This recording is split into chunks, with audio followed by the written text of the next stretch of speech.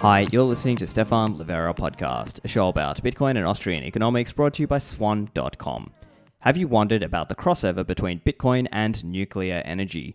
Today, nuclear Bitcoiner Ryan joins me to talk about Bitcoin and nuclear energy. We talk about a range of things around the updates in nuclear technology and energy that most people probably aren't aware of unless they are following the industry more closely. We talk about SMRs, nuclear waste and safety concerns, and of course, nuclear energy and the crossover with Bitcoin mining. This show is brought to you by CoinKite.com. As you know in Bitcoin, not your keys, not your coins. CoinKite make hardware products that make it easy for us to secure our coins using hardware devices, such as the Tap Signer, which is a cheaper device using NFC, and you can tap to sign with apps such as Nunchuck on your phone, all the way up to the Cold Card Mark IV, which is the latest and greatest that they offer, which offers a far higher grade of security with multiple secure elements, more RAM, faster CPU, and it's an extremely reliable device that you can use in all kinds of configurations. You can just directly plug it to your computer and use it with Sparrow Wallet or Electrum or Spectre Desktop, or you can use it in an air-gapped mode with an SD card, and you can ferry that information back and forth between your cold card and your computer. So for those of you interested to upgrade your security with hardware devices, go to coinkite.com and use the code Livera for a discount on your cold cards. For those of you in or near Europe, Plan B Forum Lugano is coming up October 20th and 21st. So as you might know, Lugano is a city in Switzerland and they are taking on Bitcoin adoption. The mayor actually goes around talking about Bitcoin and he can spend Bitcoin. You can see videos of him spending Lightning. So they've got an awesome forum and it's coming up with awesome speakers like Nick Szabo, who is a legend in the space, and he will be speaking with an original new contribution about his work on Bitcoin and social scalability. There are a range of speakers coming, people like Adam Back and Paolo Arduino and so many more. There'll be a main stage, a Lightning and peer-to-peer stage, as well as masterclasses where you can learn skills about self-custody. And remember, with Lugano, they actually have hundreds of merchants in town that you can spend Lightning with, whether that is cafes, restaurants, bars, and more. So go to planb.lugano.ch and find out more and mark it in your calendar for October 20th and 21st. And now onto the show with Nuclear Bitcoiner. Ryan, great to meet you, and I'm interested to chat a little about it. I know you obviously go by the name Nuclear Bitcoiner, so do you want to just tell us a little bit about that and what's in a name? I found myself in a niche right where nuclear power and Bitcoin intersect each other, because as I started to learn about Bitcoin, I thought it would be a really good idea to start mining Bitcoin with nuclear power because it is the most abundant and dense source of power that humanity is capable of harnessing thus far. And one of our greatest liabilities in the nuclear industry is that sometimes we generate so much power that it becomes a liability because there isn't enough customers to sell it to. Then we end up with negative prices, curtailment, and any number of just negative outcomes. And I'm pretty confident that Bitcoin mining can fill that space. I think that's probably the key point, isn't it? Yeah, it's interesting you mentioned that key point, that because it overproduces, and I guess this is one of those concepts where I've read that just the way the electricity grid works is you can't overproduce. It all has to be matching, and I guess that's the key concept that you're getting at there. And we'll get into all of this as well. But just curious, in terms of your professional background, are you working in that space, or you came from that area, or is it an interest of yours? Can you tell us a little bit about yourself there? I've been working in the nuclear research industry in Canada. I work at the Canadian Nuclear Laboratories. I'm just a lab tech. I sit in a lab and I operate and maintain several chemical analysis instruments that do an important job for the the CANDU pressure tube surveillance program. So it's just we monitor the corrosion rates in the pressure tubes with the instruments that I have in my laboratory. But it also lends well to listening to podcasts while I work, because I'm just keeping the machines on and making sure that they're running. And good 50% of my job, I can be listening to a conversation in my ear while making the machines go. So then, I went down the Bitcoin rabbit hole early 21 after I had a wallet that I just had forgotten about years ago that had a little bit in it, and now that was actually worth a substantial amount. So it was very exciting and got me interested in following further down the rabbit hole.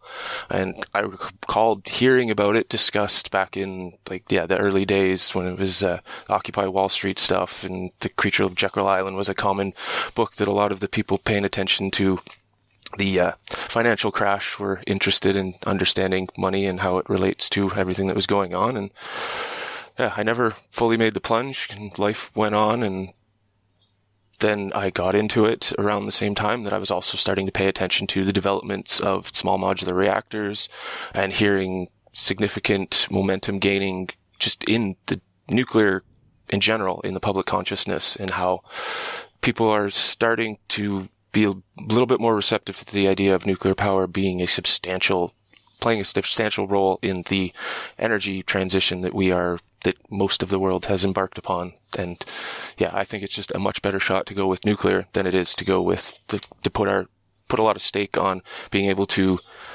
predict, and in some cases, some people even think that they'll be able to control the weather. So I think that's a bit of a fantasy, and we have to stick with what works and what we know works. And we know nuclear works. And I just want to attach Bitcoin mining into it and just supercharge its capabilities to be able to deploy in scenarios that would not have otherwise been feasible. Great. And so for most listeners, maybe we're laymen here, and we're not really deeply having researched how nuclear works. So probably what most people are thinking is, nuclear is really expensive, or it's maybe the regulations are too heavy to justify nuclear in most countries around the world. So what would you say to that person who's trying to understand, how feasible, how viable is this with nuclear? Yes. At the beginning, they are very costly because a lot of capital expenses go into them, and pretty much when you build a nuclear reactor, you have to have everything accounted for, how you're going to pay for your fuel, and right down to recycling and decommissioning at the end of life, or potentially life extensions if that is something that can be done with your reactor type. Because right now in Ontario, we're going through a full refurbishment of our fleet. It's going on schedule, it's on budget, and everything is going very well, and we expect to have everything back online by the early 30s. And now there's even more interest. Ontario just announced that we're going to build a new site of 4 reactors likely at the Bruce C facility, and that came out of nowhere. Nobody had any expectation that was even going to happen until it was announced 3 days ago. And we're building SMRs, which are hoping to be able to mass produce them in a smaller size, but scale them by multiples, so you'll be able to reduce the cost of individual reactors by just driving down that marginal construction cost by mass producing them, essentially. On the regulation side, that is tricky because, many people are familiar with the NRC, and America is very slow-moving and difficult to get approvals and construction licenses to build nuclear reactors. The reactor in Vogtle in Georgia is the first reactor to be complete its construction in many decades in America, so that's a very exciting milestone that people are starting to rally around and use that as a momentum point to keep building forward. And regulations are in the process of being updated to reflect better the modern paradigm of these new reactors that we are hoping to build in much larger amounts and deploy them and export them basically all over the world. But they'll be safer. The fuel types will be less. There'll be less risk of it being diverted for proliferation concerns. And I also think that if they're mining Bitcoin with it, they'll have a much stronger incentive to be generating power than be doing anything else with their uranium. So we'll see how that plays out in the game theory of the future in this little niche we have here. And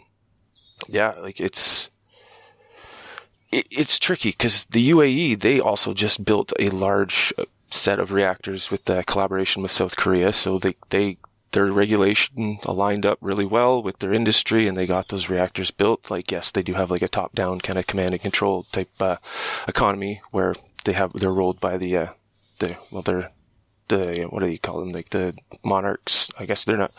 Yeah, I don't even know what they're called there. The Sikhs or. So, I guess colloquially called the ruler, for example, the ruling the ruler of Dubai, or But, obviously there's a lot of, Yeah, I mean, to be clear, I haven't done a lot of research into the nuclear power that's being used here in the UAE, funnily enough, but I know there actually is some mining happening in the UAE, so that's interesting. But I'd be curious to hear your view around SMRs contrasted with what I've heard is called the Generation 3 reactors, or like that bigger style of reactor, versus what's happening now with the SMR. So what is an SMR? Why is that different? Why should, if people who don't really know what that is, can you give an overview there? Yeah, sure. The SMR is basically just a category of nuclear reactors that are built smaller than 300 megawatts. And then they even fall into more subcategories of like the micro reactors that are only going to be a few megawatts output to up to the larger ones. I think even the Rolls-Royce one that's being considered is 400 megawatts, and that they're still calling that an SMR because it's larger than the big traditional like 800 megawatt, 1400 megawatt reactors that we're familiar with that are being built like still actively around the world right now. There's I think like 22 projects ongoing that will be expected to be completed at varying stages throughout the 20s.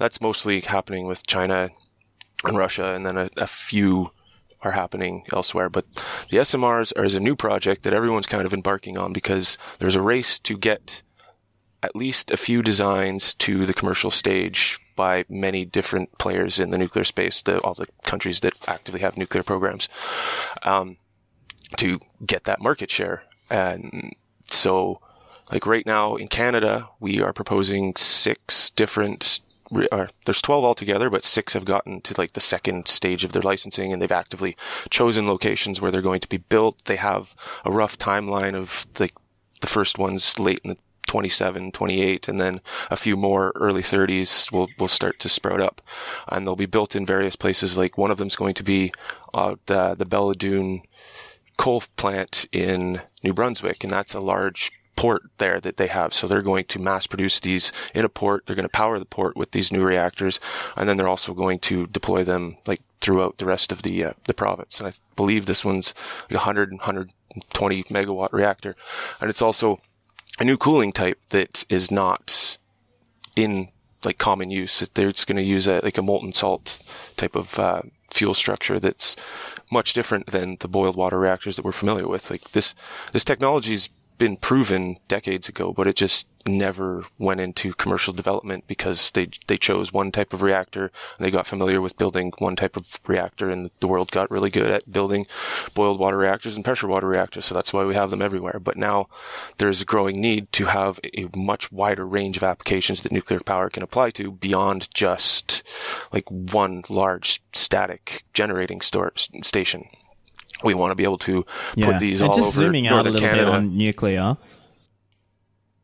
like zooming out on nuclear in general, do you have any view on why development seems to have relatively stalled in recent decades? That, going back decades, there was so much more nuclear power development. Is it because of the association with nuclear weapons? Is it because of, let's say, the big, obviously publicized disasters like Chernobyl and Fukushima? Is it just, uncertainty? Do you have any view on why there's been a relative stalling there, and now it seems the momentum is picking back up? All of the above. And there's been a very active and vocal anti-nuclear movement that has a lot of money behind them that is basically been a thorn in the industry's side since its inception. And there was never really a strong pro-nuclear advocacy movement before just a few years ago. And now there's groups popping up all over the place that are promoting nuclear. Like one of the most active and prolific nuclear advocates is an influencer on TikTok named Isabel Bomaki, and she's a Brazilian model that just got interested in nuclear power, and now she's done TED Talks about it. She speaks about it at events all over the place. She was at the NAYGN annual conference that I was just at a few weeks ago, and it's fascinating to see that there is the youthful enthusiasm that is behind this movement, because we've been kind of put into this state of fear by this hypothetical apocalypse that may or may not happen if the world reaches a tipping point, but it's low probability, but it's being promoted as the dominant narrative, and it's really disrupting a lot of people's like ability to even consider a positive future. And there's so many kids these days that just have this apocalypse like imprinted into their minds, and they don't see a way through this. But now it looks like there's finally some movements that are getting behind something that they can actually believe will bring about a better future and a more abundant future for all of us. And it seems that a lot of them have rallied around nuclear as one of the key tools in doing that. So it's a very exciting time. Like, nuclear is back in a big way. Yeah, that's great to hear, and I think it's an awesome thing. And we can even break down what's going on with SMR, small modular reactors, and the decrease in costs. As I understand, and you tell me, right, if you obviously know this more than I do, but my understanding is most of the nuclear reactors, as in let's call them the typical big scale ones, they're almost like one-of-a-kind reactors. And what we're trying to do, what the market is trying to do now with SMRs, is almost mass produce them and have them factory produced and have them as a very standardized unit that can be, we can churn them out. We can crank these units out there and put them in different locations, and we can bring the costs down and dramatically increase the accessibility. Would you say that's a fair summary of what's happening? It's almost like we're going into the era of, maybe not tomorrow, but soon, this kind of mass production is possible of nuclear reactors. That's essentially the game plan. They want to build as many as they can, get as many options on the table that can cover as many applications where we can displace like oil and gas and such, like things like marine transportation, electricity generation, heat generation. We can displace a lot of that with nuclear power. Like, there's no realistic way that we're going to completely displace all of our needs for fossil fuels and hydrocarbons in various ways, but then we will also be capable of using them to do things like generating hydrogen, and then use that as a base, like feedstock chemical to produce like other higher order hydrocarbons. And that's when you get into the idea of synthetic fuels. And so that we'll be able to extract these elements like hydrogen, carbon dioxide, nitrogen from the atmosphere, and then be able to create our own like chemicals and fuels to do with what we will. And that will ultimately be a net negative on carbon emissions. So like that will be a positive advancement instead of using, but we can get there by using we need a lot of the hydrocarbons that we have now to get us to that point. Like, we're still going to need diesel powered machines for a long time. Like, we're not just going to replace everything with electric right away and then just throw away all these perfectly well functioning machines that could still have many decades worth of value that they can be extracted from them. So it's going to be kind of a really push and pull chicken and egg scenario, where as we make some of these new advancements with nuclear, then we can start seeing how it's going to disrupt our needs for like using hydrocarbons in certain industries. But like you said, like, we're still a good like 5 years before we start seeing the demonstration first of a kind units. Then even then we're still a good decades away from really reaching that nth of a kind unit where the costs are really driven down and the expertise are like maximized, and we have full supply chains, like from the fuel side, from just the construction side, just everything aligned perfectly. Like, this is a multi-generational project that's being undertaken by the nuclear industry, and if we want to keep humanity on the path that we've been on and growing and finding new ways to use this available energy to, advance into the stars and whatnot, we're going to need all the power we need. We can get our hands on, and nuclear power is going to be play a huge role in all of that.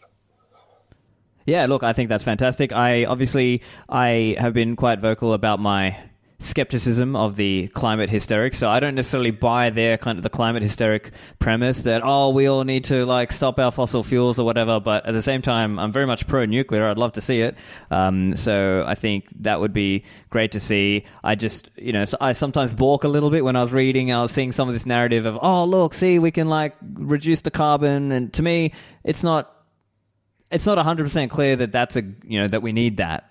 But nevertheless, as we said, there's some really great benefits that I can see. And I think a really interesting point that I was seeing in some of the reading is that historically, as an example, we've seen people compare energy based on this thing known as LCOE, levelized cost of electricity or energy, I believe. And the problem that I've seen with that is that it's like comparing them as though they're similar alternatives. But the problem with, let's say, unreliables is that they're intermittent. It's not a good comparison. So I've seen numbers where, for example, solar's capacity factor is something like 17%, wind is like 29%, and then nuclear is up here at 90%.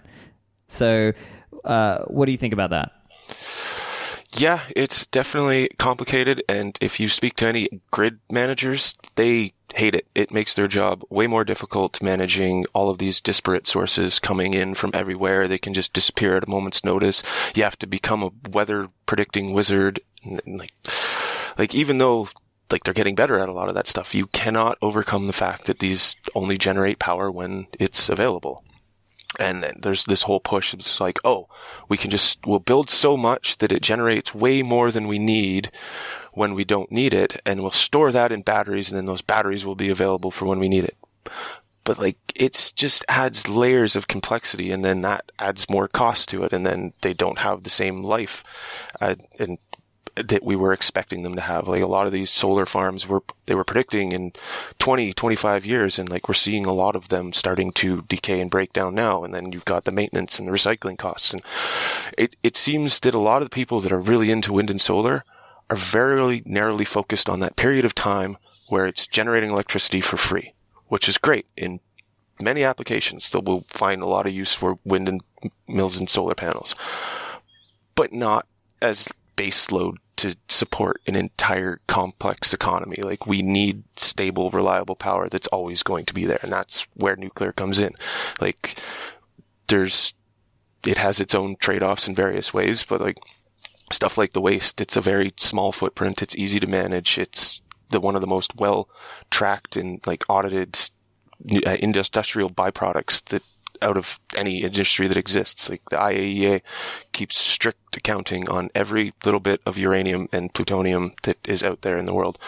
And so we know where it is, we know where we want to keep it, and we know that we can actually recycle a lot of it, and that will it'll decay the radioactive elements faster if we can continue to process it in new types of nuclear reactors where they can use that as fuel, and then basically their byproduct can sometimes be fuel for another reactor depending on the technology stack that we start to develop with these. Like the technology and the capability to do it exists. It's been tested. It's been proven. It's costly to bring it all together if you do not have the demand for it, if you don't have the demand for the power, and a lot of uncertainty with where you're going to build these things, then the whole supply chain behind it just doesn't come. So we've been waiting for some signals from like a lot more politicians and nations saying like, yes, we want to get into nuclear power. And then that prompts the industry to be like, okay, we have the confidence that we have the support of the politicians and the social license is also important as well. And we're seeing that momentum come around on a lot more of just the populations be supportive of nuclear power. And yeah, it's starting to come together, and we're starting to put the pieces together, and there's so much potential of what we can do. And that's why often I find myself, I'll start talking about one tangent, and then before I know it, we're like 3-4 tangents away from what the actual question was. But it's so exciting, and there's so much going on right now that I can get lost in a few rabbit holes. Could you maybe spell out, so as you were saying, it seems there have been some improvements around, sorry, there's a little bit of a delay here, but yeah, you were mentioning some of the benefits around the waste management, because that's been a previous bugbear or concern with nuclear, that there's some waste somewhere that has to be retained somewhere. I mean, it's not like we're running out of space on the Earth somewhere, but hypothetically, could you just spell out what was the historical reality and what's today's reality, and what's the future reality going to be around waste for nuclear waste management? Historically, it was just keep it in a safe place, aside, shielded, Sometimes they'll use tile holes or large lead flasks. That's typically how it's been stored on most nuclear sites to date, and from pretty much from when they started needing to store it. And over time, the radionuclides, they decay down and they become less radioactive, and then it's safer to handle, and then you can step down the levels of security and safety protocols that are taken to protect and shield from them. So it's the natural state of radiation. Just the most harmful ones that are radiating faster and quicker, they decay faster and then become less of a concern after a few decades. So it's just a waiting game. And then the other thing we want to do is a lot of it still has available energy in it that isn't extracted by the conventional reactors that we use. So we want to develop more technologies like the molten salt and fast breeder reactors that can use spent fuel from other reactors as its primary fuel and just continue to recycle it until you are basically left with inert solids coming out at the back end. And then there's also tritium is something that comes up on the news every once in a while, because tritium is what Fukushima has stored up in those barrels, and they need to release it out into the ocean. But a lot of concern about it is over exaggerated, because tritium exists naturally in water, just at very, very low concentrations. It's hydrogen with 2 neutrons on it. So deuterium is heavy water with 1 neutron, and then tritium is just the heaviest form of hydrogen. And it passes through the body really quickly, so even if it was ingested, it just overhydrate yourself and it'll just flow right through your digestive system, and it doesn't have any negative effects. It just doesn't have time to commit any negative effects in the body. So that's one thing that gets over exaggerated when people hear that there's tritium being released into water supplies. And the other fact about tritium is that it's going to be part of fuel for fusion reactors. So if the tritium is in fact concentrated, it's going to be a valuable commodity for a completely different industry that's going to provide great value to humanity if we can succeed in finally getting small scale or large scale fusion operating at a commercial setting. So, and then the rest of it's pretty much just the solid material that is the reactors were made out of. They'll be put in a safe shielding container and kept at a disposal site until they decay enough that they can be safely handled and recycled in a more appropriate manner. It's just people are scared of the concept of radiation. So whenever you do hear about radiation, nuclear waste, I believe that most people's minds are often triggered to The Simpsons, and because everyone has that vision of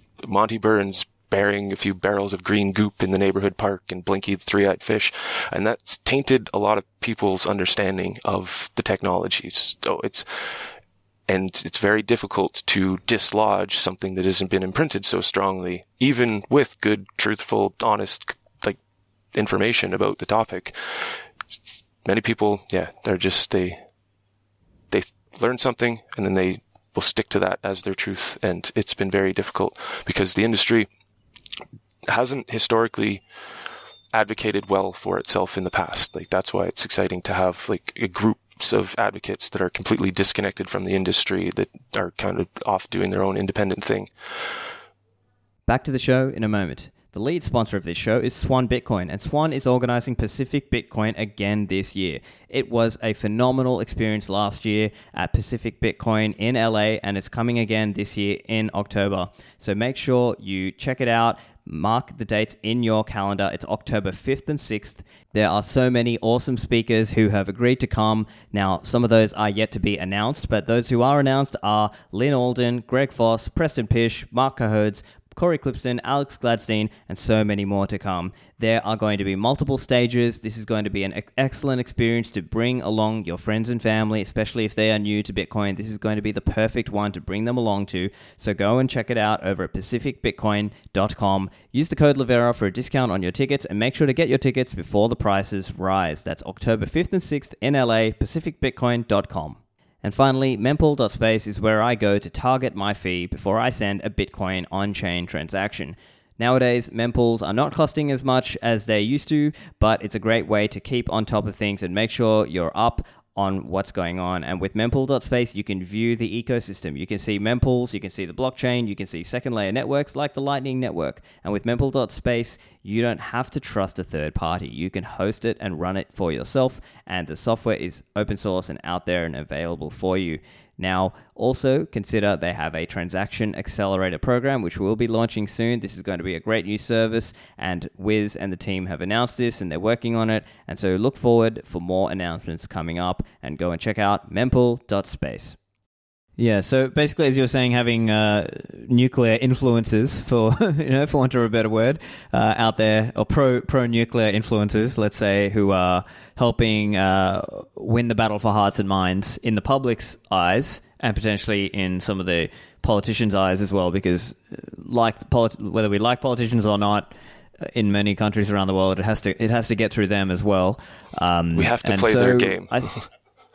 Right, yeah. And I think one other interesting benefit that I've seen just from looking at SMRs is this idea that you could have smaller SMRs that are just for a particular community, right? It could be like some comparatively small, quote unquote, only 5 megawatt SMR for a small community, as opposed to trying to go for this big, massive, typical pressurized water reactor style.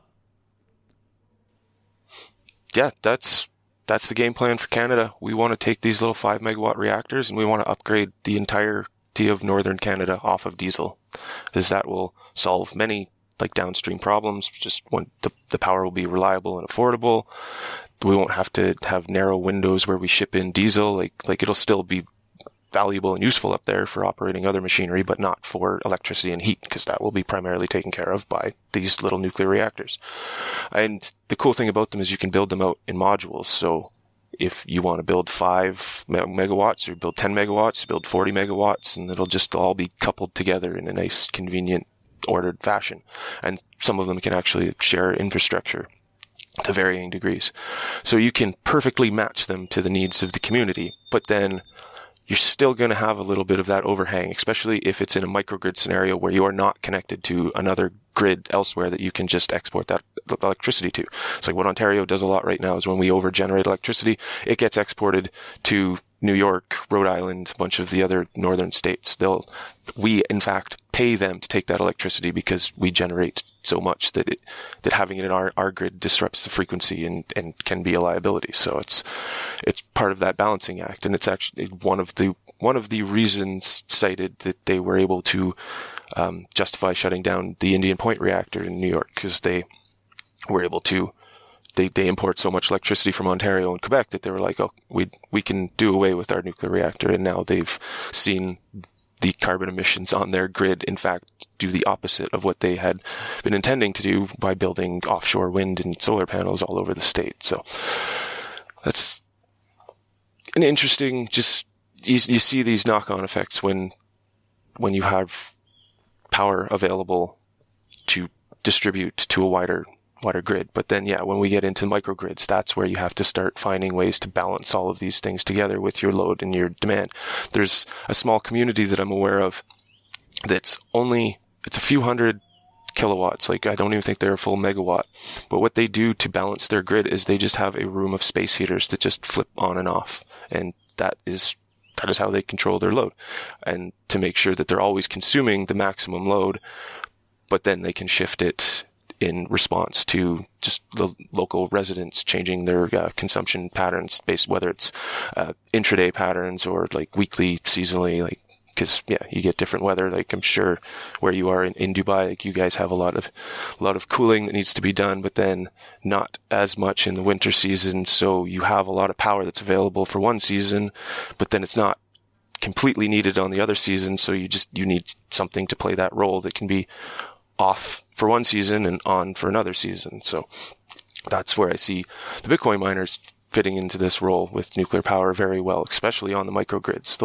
They'll do well on the bigger grids, as we're seeing a lot of that start to happen with the project at Susquehanna in Pennsylvania, where with Talon Energy, that they've built this modest-sized data center there. Even though it's a huge data center, compared to the ones that we're seeing being built out by Riot, like, yeah, it's pretty small in comparison. And then I'm hearing rumors that there's going to be big ones built in Ohio in relation to their nuclear power infrastructure, because they're seeing a lot of these liabilities when you're generating. You have your baseload generator, and then you have all of your intermittent supplies coming in, and they can bid zero into the price markets and really be disruptive to your baseload generator. That's now just like, okay, well, that means that you guys get to generate first everything that you can offload, and if there's oversupply, that liability often gets put on to the baseload generators. So it can be disruptive to their economics when there's a lot of different sources that they're competing with for market share, and that's been one of the major factors for the not justifying building new reactors in a lot of these places, because they're just like, well, the demand patterns are uncertain because we have all of these other sources coming and going, and we're trying to become more like using like high efficiency appliances and light bulbs, and having people's thermostats be controlled by a central authority, like all these different strategies to balance that out. But it was not working in the best favor for nuclear power, because we also had other things like natural gas goes up and then it goes down, and then you have these periods where it's like, okay, it's not affordable to build a nuclear reactor, and then it's like, oh, well, these other power sources are expensive now, so now we should be looking at nuclear reactors. And then they get caught up in these flows, and then they also get caught up in the political flows, where sometimes, especially now when everyone's on their tribe, and if one side likes something and then the other side just de facto has to be opposed to it. And that is something also refreshing, is in Canada, we have both of our leading parties are trying to out pro-nuclear each other, so that it gets a lot of the partisan nonsense out of the way that we've been afflicted with a lot lately. Because, yeah, Bitcoin is one of those touchy subjects still here in Canada, because we have the Liberals don't like it, but the Conservatives have talked positively of it, and so it's become a dirty word whenever it comes up in political discussions. And that is one hurdle that I'm trying to overcome here in Canada by attaching it to our power infrastructure in a much more effective way. And then they'll have no choice but to see, like, this is something good. This is a good that we can use, and it provides great value to our power systems, to our citizens, that we're going to be able to use it as a way to advance our goals with nuclear power and empowering a lot of these communities that have been with expensive and unreliable power for generations. So we have a chance to really turn things around, but it's going to take a lot of work, and it's going to take a lot of human capital, a lot of capital, and the right incentives. But I see, yeah. So as you said, it's getting people bought in, and that can be winning hearts and minds, getting people bought into this idea of, hey, nuclear would be great for us. It would help us produce more, do more, be better, make more things, etc. And so, like you said, Canada has, I guess, the fortunate position of both parties being pro-nuclear. So that's an interesting dynamic. I wasn't aware of that. And so when it comes to Bitcoin and nuclear, as you were saying, part of the argument pro-Bitcoin here is that a Bitcoin miner can come in and be taking up some of that capacity to help make it economical to build that capacity in the first place. And then I guess the Bitcoin miner can make an agreement to say, I'm going to come in and take up this much capacity until at which time the grid needs it, or this other community, they need it. Is that how you're pitching, or how you would promote this idea? Or can you explain a little bit about the mechanics there of how does a Bitcoin miner come in to try to collaboratively make that case in line with nuclear? Yeah, my pitch is that they're going to play the role of the anchor. They're going to just be that load that just rides at the margin of supply and demand, and fills in whatever gap and inefficiencies they might have, whether it's directly at the generator, whether it's at like a transmission substation where it's being converted for different distribution pathways.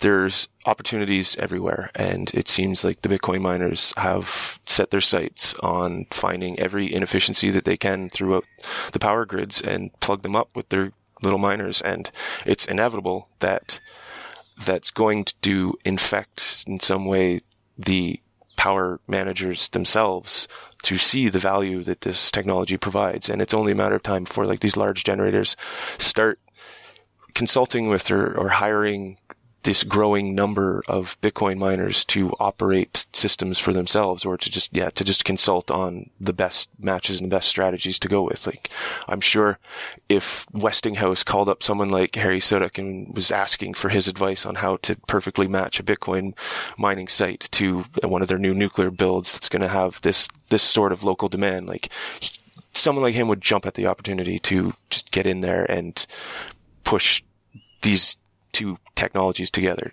in like a way that's going to work mutually beneficial for everybody involved. Like, we know that as Bitcoin starts consuming more power, like that just makes it more reliable, more secure, and then it just creates that self-fulfilling feedback loop where it's better. So then more people are using it, then more people want to investigate things like Bitcoin mining, and then it makes it more secure, and we just keep going around in this loop where, like, what I'm hearing about and seeing is being built right now is astounding. The level of technology that's going to be available to us in the not too distant future is going to change a lot of how, our relationships with power systems, our relationships with money. And this little niche that I found myself in is a pretty interesting intersection between the two of them, where now we're talking about these big ideas of deploying basically a nuclear reactor prepackaged with a Bitcoin mining facility attached to it, just as a standard to just perfectly match whatever we expect is going to happen. And then we can also use it to de-risk building future generation in the present, although we're not going to have the demand for it. We can plan for future demand. And even if that future demand doesn't come, like say there's a hospital project that's built, and then all this power infrastructure is built and dedicated and devoted to this new hospital, and then the hospital doesn't get built. Well, at least we have the miners there acting as that placeholder until something else comes along, or they can just sit there and take that extra power, and then it spreads it out across more customers. So ultimately it makes it cheaper for the ratepayers of that local community, because they would have otherwise been on the hook for the full cost of the upgrades to their power infrastructure. So it's awesome seeing what's happening in Africa right now with Gridless is just starting to build some of their smaller pilot projects on just like really micro hydro operations that would not have been able to get funding and financing from like a bank or a money lender, because of the uncertainty of being able to recoup that full investment. But now the miners just, they can provide that level of confidence that we can make these things beneficial to the local community and also be profitable. Because if there's no incentive for somebody to be making money off of these things, often they just don't get built. So then everybody's left in the dark. And so I think Bitcoin is that perfect incentive to just build power for the sake of building power wherever it's needed and wherever we want to. And it's going to get very exciting in the next few years, because the Susquehanna plant and what UAE is doing is just the beginning of this relationship between nuclear power and Bitcoin mining. And I'm all for it. And I found myself at this very unique niche that's getting a lot more attention very, very quickly from the Bitcoiners and the nuclear people too, because at the conference I went to that was a nuclear themed for the North American Young Generation in Nuclear, they actually had a presentation by the chief nuclear officer at the Susquehanna plant giving us all a presentation about the Bitcoin mining data center that they just built at their site with Talon Energy.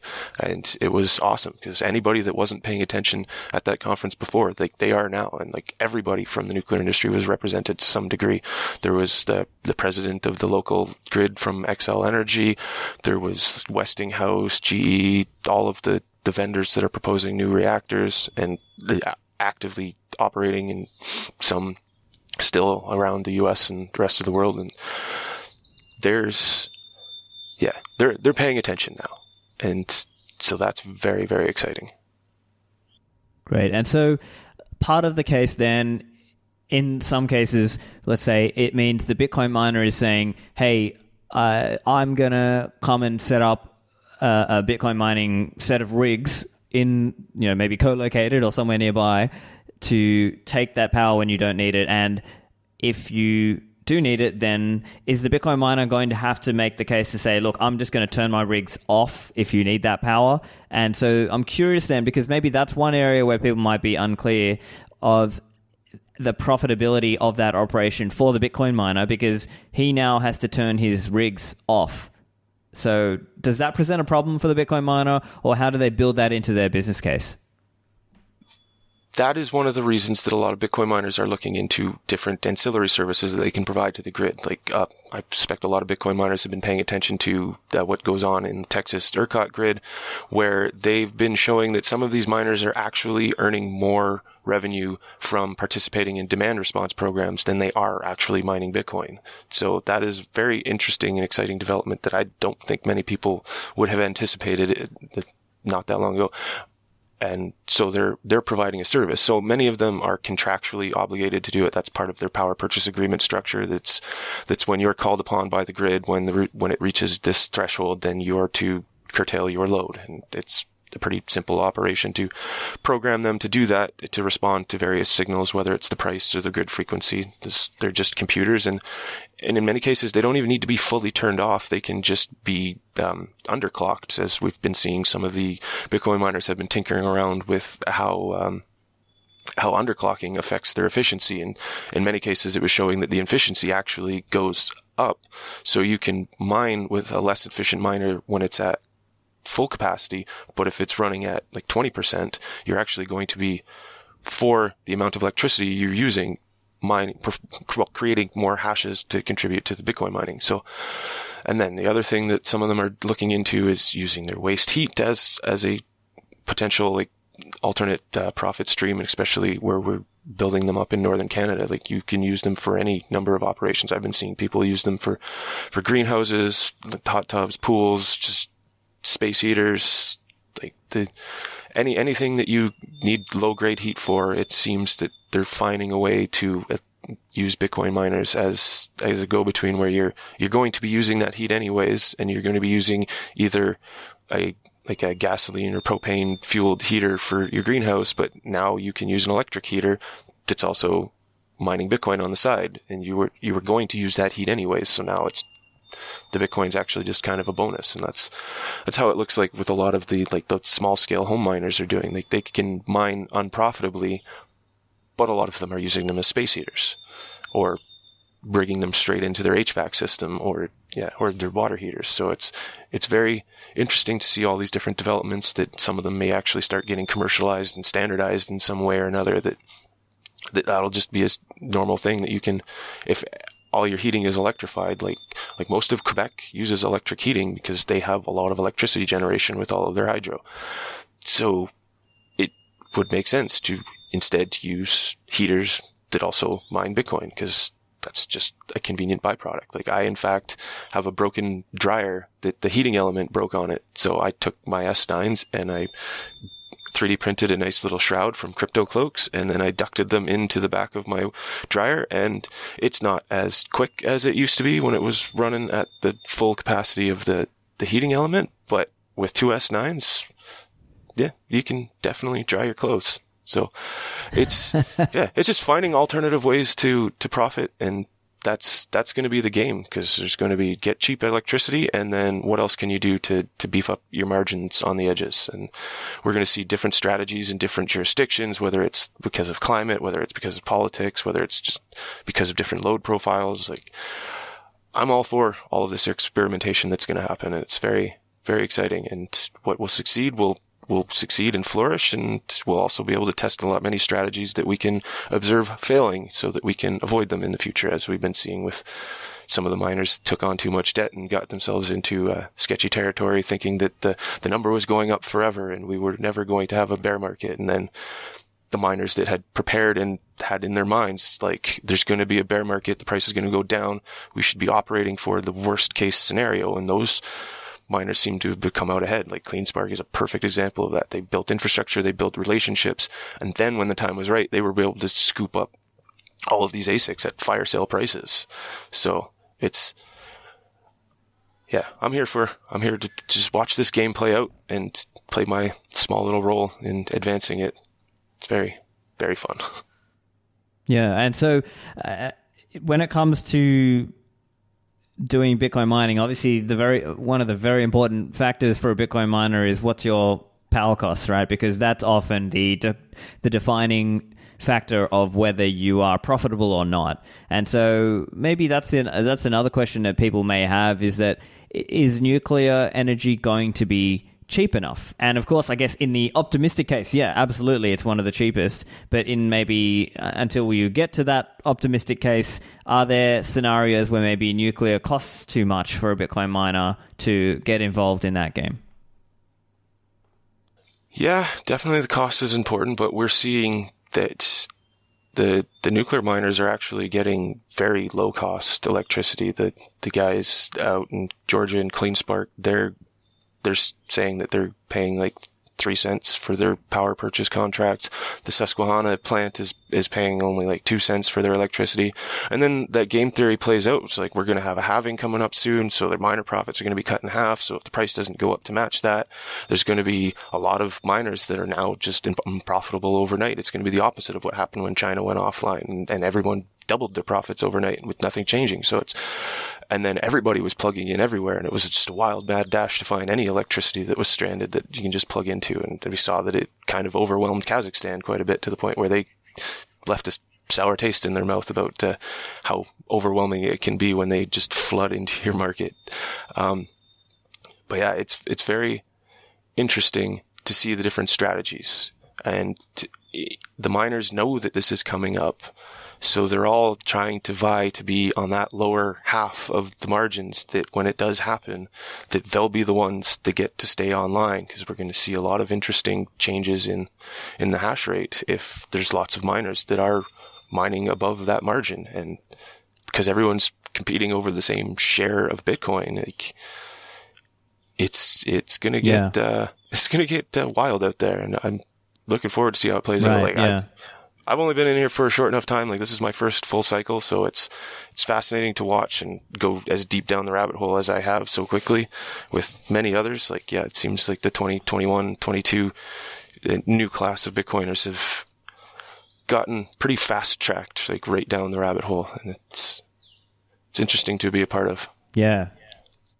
Yeah, for sure. And it's an interesting thing to watch as the cycles play out. I've got, episodes from past cycles, let's say, and some, Bitcoin miners have commented that there's this funny dynamic where, of course, yes, the number of new Bitcoins issued or created every, after the halving is halved. And so what you get is this dynamic where the most efficient Bitcoin miners are actually cheering that. It's like a weird dynamic, because in a way their competition gets kind of wrecked in a way. And so then if you're in the top percentage for those miners, you actually do really well out of that, because your competition might be switching off, and if you have low enough power and a low enough all-in cost, for your mining, if you're talking about the operations cost and everything all together, you're actually doing really well at that time. And then I think the best obviously is when there's like a bull cycle happening, which has, I guess, happened normally a little bit after the halving, at least historically. I'm not saying, everyone bet your life on it happening, but if that does happen, if you are alive as a Bitcoin miner at that time, that's when you're really just printing the money, and that's kind of the best time in the cycle for a lot of these miners. Oh yeah, it's fascinating. Like, I expect that a lot of it's going to consolidate as we go through these waves and cycles, through the full halving cycles. It will consolidate into the miners that have found the lowest electricity. We'll all start rallying around and gathering around cheap electricity, creating more incentive to generate cheap electricity. And it's going to create these strange feedback loops that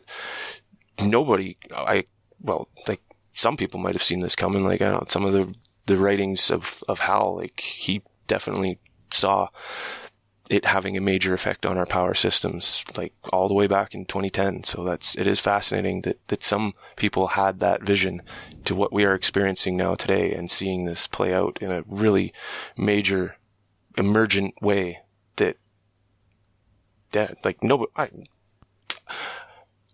it's just fun to watch. That's and be a part of. One other question I've got for you, in terms of comparing small modular reactors versus, let's say, the typical pressurized water reactor, like the typical one that most people might have heard or seen in the movies, that kind of thing. How are you seeing the developments of those going forward? Are you seeing it like most of the energy in the development is going towards SMRs, or do you see it like actually both of these pathways are going to grow and we're going to start seeing more of the big style nuclear reactors in different countries around the world? Yeah, it looks like both options are on the table. Like for a minute there, it looked like there was more emphasis on SMRs and really getting them started and off to the races. And there was less attention being paid to building new large reactors. But now that there's been a few successfully finished in the Western nations, and we saw that the South Koreans are very effective at building reactors in other nations like UAE, that there's been a renewed emphasis on building these new reactors. Like I had mentioned earlier, in Ontario, there was no expectation that Canada was going to pursue large nuclear at all, ever again. And lo and behold, Ontario's building 5 gigawatts of new nuclear capacity at the Bruce site, ensuring that it stays the largest single generating station in the world for nuclear power. It's going to be a huge facility. And yeah, nobody was, I don't know, I guess the people that were intimately involved with it knew, but even people like Dr. Chris Kiefer, who's an advocate for nuclear power here in Canada, that's done a great job at renewing interest in the CANDU reactors.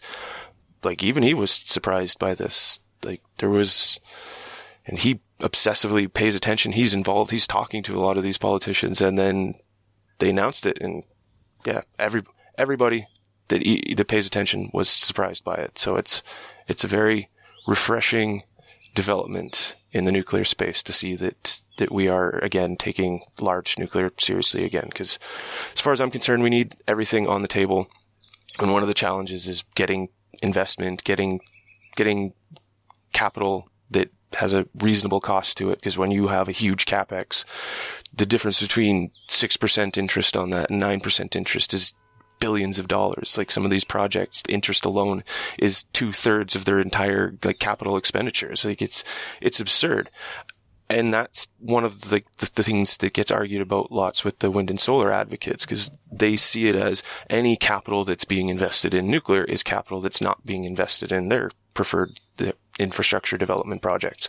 So it gets that seems to be the one place, is who can lobby the government and tell a better story to get the support and the financing most effectively. And it seems to be that the one side that has, for the last few decades, been doing quite well on that front has been losing ground to nuclear, and many of them are very upset at this new development, and they're very vocal about their distaste for nuclear power taking away any of their potential subsidies and revenue. As we're seeing, some of the Scandinavian countries, I think Sweden and Norway, basically just started announcing that they're going to reject new build-outs of wind and solar infrastructure in favor of building nuclear. So that's a big win for nuclear, but it's a big loss for everyone advocating for wind and solar everywhere, which... Yeah, it's a fascinating point you make there around the interest rates, because as you know, I and many others have been saying, funny things happen with interest rates at low levels, right? Because that's from an Austrian economics perspective, we can see that's where malinvestment can happen, because they've been given this kind of false market signal.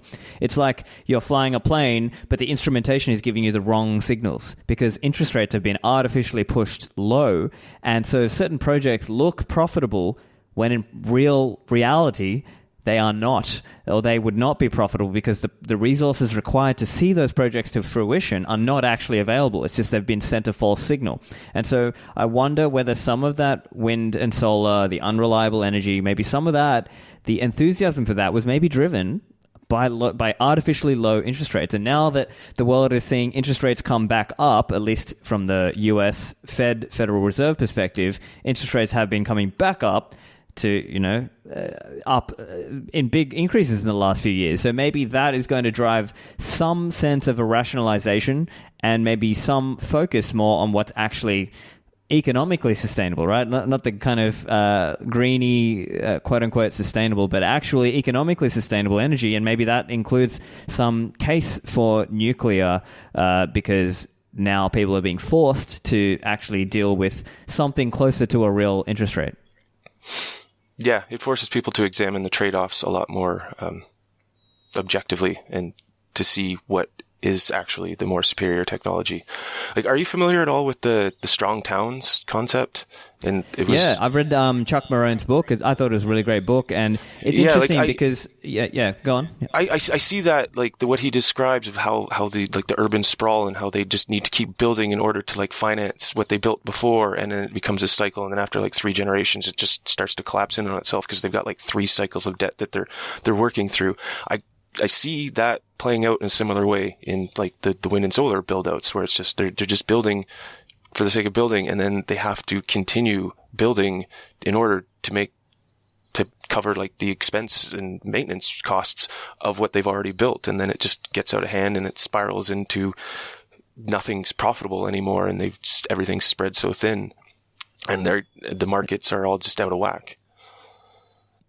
Yeah, absolutely. And I think from a Bitcoiner perspective, obviously we are critical of central banking, fiat inflation, fractional reserve banking, which we view as what's caused some of this malinvestment. And so we're bringing it back to normal. We're bringing back reality. Economic reality is reasserting itself. And I think it'll be interesting to see over time, as there's this connection between economic reality and Bitcoin. I think it's all reasserting itself. So I think really interesting stuff. Probably a good spot to finish up here. So Ryan, if you have any final thoughts, or let's say if there was one message you wanted listeners to take away from this, obviously it's a Bitcoiner focused audience, what's the one message you wish they would take away? I just want people to have more faith in humanity's capability to adapt and to build and to come out of tough situations stronger and better than ever. I expect the next few years are going to be rough, but if we can come out with our wealth and our sanity intact and our infrastructure intact, we're going to be playing at a whole new level for humanity, and it's going to be very exciting, and I'm a lot more confident in the future that my children are going to grow up in now more than I have ever been over the last decade or so. So we're in for some good times after some hard times. Fantastic. Well, thank you for joining me, Ryan. Listeners, you can find Ryan online. His Twitter handle is Nuclear Bitcoiner, but just with no E in the handle. All the links will be in the show notes at stephanlivera.com/491. Ryan, thank you for joining me. Thanks for having me, Stephen. It's been great talking to you. So what do you think about Bitcoin and nuclear? Make sure you let me know in the comments, and I'll see you in the Citadels.